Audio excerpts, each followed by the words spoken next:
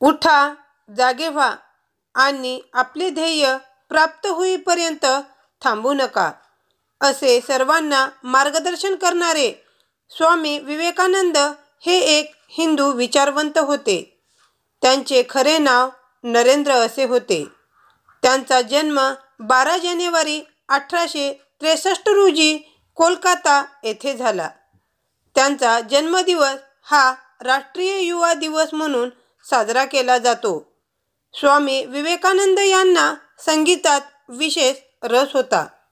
या व्यतिरिक्त शारीरिक सुदृढतेकडेही त्यांचे विशेष लक्ष होते. पोहणे, कुस्ती, व्यायाम, लाठी चालवणे या सर्व क्षेत्रांमध्ये ते पारंगत होते.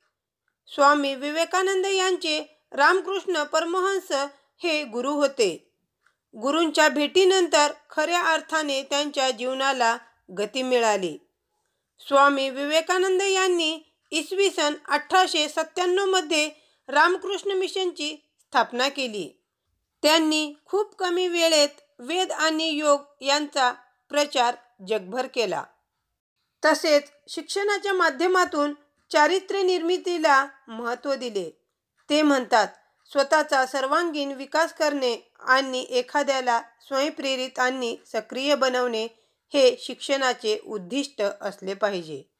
तरच आपल्या देशाची प्रगती होऊ शकते, असे त्यांचे मत होते. स्वामी विवेकानंदांनी स्वयंशिक्षणाचे महत्त्व सांगितले.